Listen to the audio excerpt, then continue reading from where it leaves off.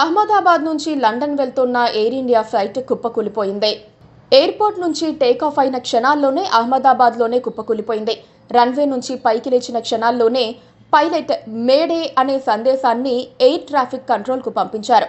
అంటే పూర్తి స్థాయి ప్రమాదంలో ఉన్నామని సంకేతం. అయితే ఆ తర్వాత నుంచి సంకేతాలు ఆగిపోయాయి.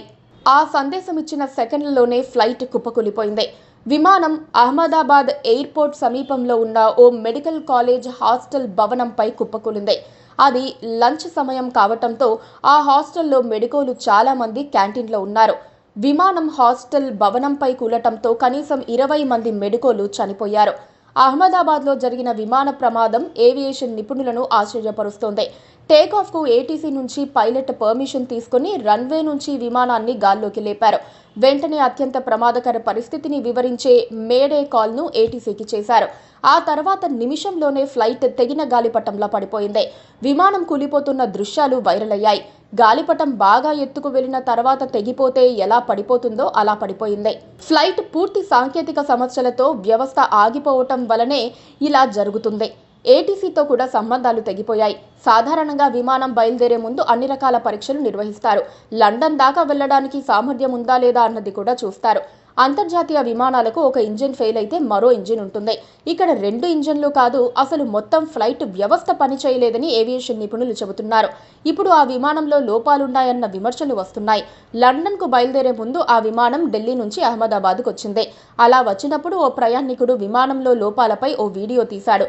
ఆ వీడియోలు సోషల్ మీడియాలో వైరల్ అయ్యాయి. ఇవే కాకుండా మరిన్ని లోపాలు ఉన్నట్లుగా అనుమానిస్తున్నారు. విమానాన్ని ఇటీవలే రీఫర్బిష్మెంట్ చేయించినట్లుగా భావిస్తున్నారు. ఇది సాంకేతిక లోపాలకు కారణం కావచ్చునని చెబుతున్నారు. విమానం వయస్సు 11 సంవత్సరాలు. Boeing 7878 dream liner. ఇది 2013 డిసెంబర్ 14న తొలి టెస్ట్ ఫ్లైట్ చేసి 2014 జనవరి 28న ఎయిర్ ఇండియాకు డెలివరీ ఇచ్చారు. విమానం మరీ పాతేం కానందుకు సాంకేతిక లోపాల అవకాశం తక్కువని కొంతమంది నిపుణులు చెబుతున్నారు.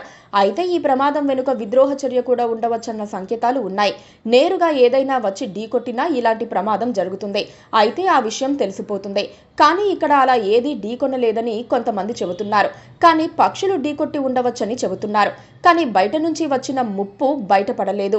కానీ అంతర్గతంగా ఎవరైనా విమాన ప్రయాణికుల మాదిరిగా కుట్ర చేసి ఉండరని చెప్పలేం. విమానం ఎలా కూలిపోయిందో స్పష్టంగా తెలిస్తే కుట్రకోణం విషయం వెలుగులోకి వస్తుంది. లేకపోతే మిస్టరీ ప్రమాదంగానే మిగిలిపోతుంది. ప్రస్తుతానికి అధికార వర్గాలు డీజీసీఏ విచారణ జరుపుతున్నాయి. Please subscribe to KTV Telugu. KTV Telugu. KTV Telugu. KTV Telugu channel.